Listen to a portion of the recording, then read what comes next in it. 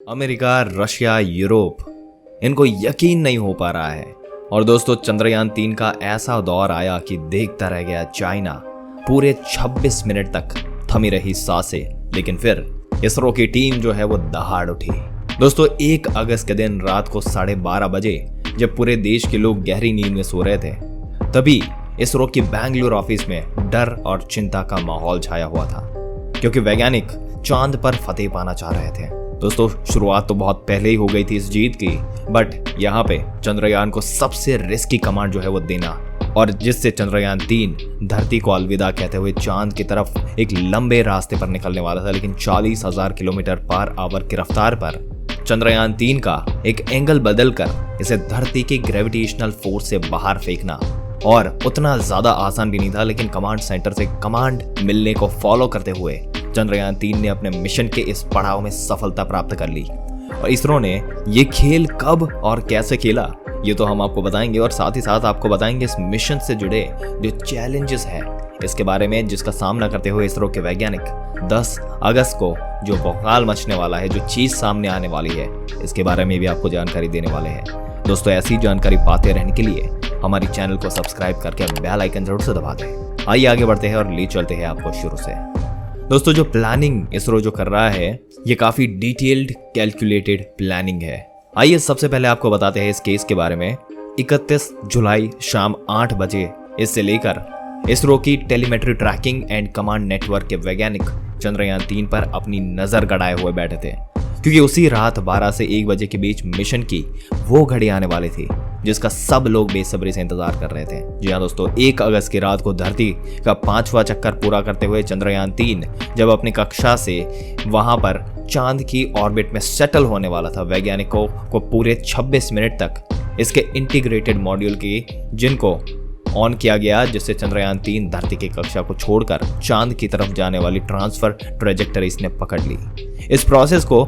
Injection कहते हैं, और जानकारी के मुताबिक इस प्रोसेस में चंद्रयान 3 ने 189 किलोग्राम ईंधन का इस्तेमाल किया, जबकि धरती के कुल 5 चक्कर लगाने के लिए कक्षा बदलने के लिए मैन्यूवरिंग के दौरान इसने 500 से 600 किलोग्राम ईंधन का उपयोग किया। लेकिन अभी भी चंद्रयान 3 के पास 1100 से 1200 किलोग्राम ईंधन जो है वो बचा हुआ है, जिसका इस्तेमाल वो चांद की कक्षा में दाखिल होने और चांद के चक्कर लगाने और चांद की सतह पर सॉफ्ट लैंडिंग करने के लिए करेगा। दोस्तों, अब बात आती है मिशन के अगले पड़ाव को लेकर। अगला पड़ाव जो है, इसरो ने बताया कि अब इस मिशन का अगला पड़ाव चांद है, यानी कि अब चंद्रयान 3 चांद तक अपने आप चलता रहेगा, और इसे चांद की कक्षा में दाखिल करवाने के लिए 5 अगस्त के दिन वैज्ञानिकों की कमांड अपने हाथ अपने आप मिलेंगे। लेकिन इस मिशन को लेकर एक बड़ी खबर ये निकल कर आ रही है कि चंद्रयान 3 के रफ्तार को लेकर इसरो के वैज्ञानिक टेंशन में है, क्योंकि चंद्रयान 3 एक बड़ा खतरा इसके ऊपर मंडरा रहा है।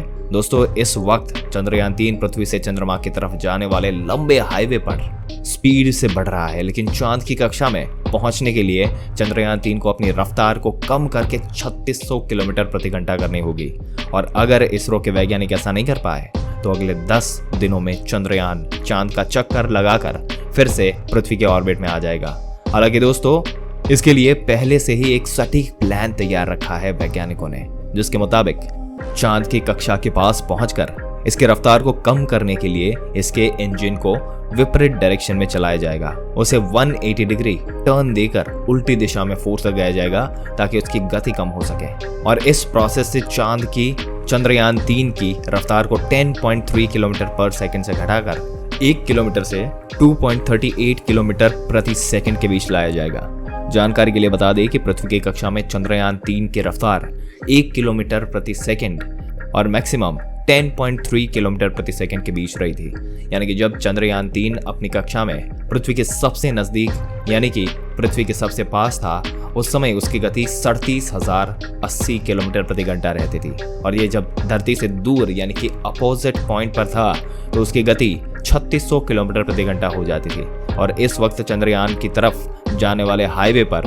करीब 40,000 किलोमीटर प्रति घंटा की रफ्तार से यह ट्रैवल कर रहा है। खैर दोस्तों, चांद के पास इतनी गति कम करने के बाद सही मौका देखते हुए चंद्रयान 3 को चांद के गुरुत्वाकर्षण सीमा में धकेल दिया और वहां से चांद के कक्षा में कुल 5 चक्कर लगाते हुए सतह से अपने डिस्टेंस को कम करता चला जाएगा, जिस तरीके से पृथ्वी के आसपास उसने डिस्टेंस बढ़ाया था। और फिर आखिर में नजदीक पहुंचते हुए कक्षा में ये खुद को स्थापित कर देगा। आपको बता दें कि 17 अगस्त के दिन इसी कक्षा में चंद्रयान 3 का प्रपल्शन मॉड्यूल और विक्रम लैंडर एक दूसरे से अलग होंगे, जिसके बाद विक्रम लैंडर में लगे पावरफुल इंजन को फायर करके 20 अगस्त को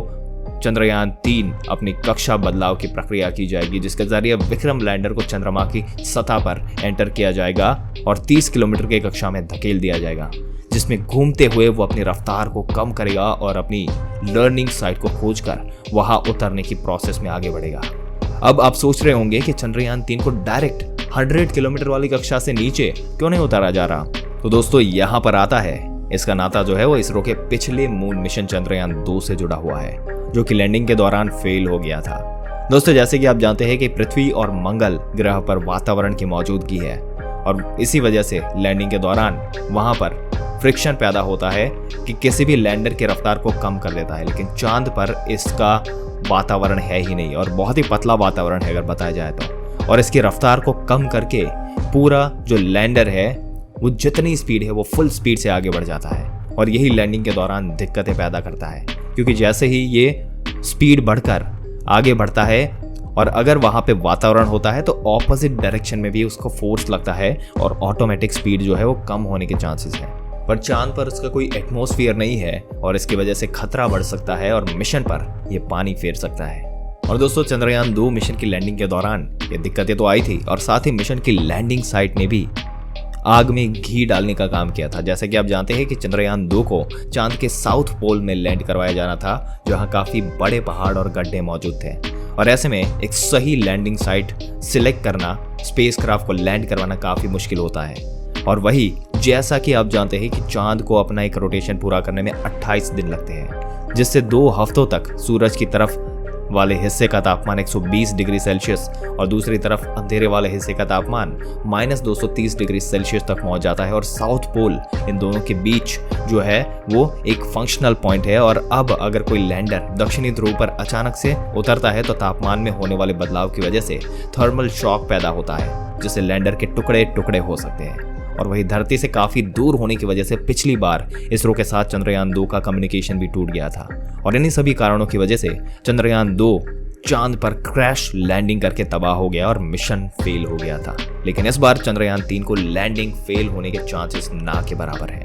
क्योंकि सॉफ्ट लैंडिंग की समस्या के सावधान और इसमें लिए जाने वाले हर एक एक्शन साइंटिस्ट ने बहुत ही कैलकुलेटेड वे में लिए है। दोस्तों आपके क्या विचार है? 10 अगस्त से पहले अगर ये रिस्की फैक्टर आता है जिसमें चांद की ऑर्बिट में चंद्रयान 3 की स्पीड जो है वो कंट्रोल में करनी है, तो आपके क्या विचार है इसके बारे में? अपने विचार हमें कमेंट करके जरूर से बताइएगा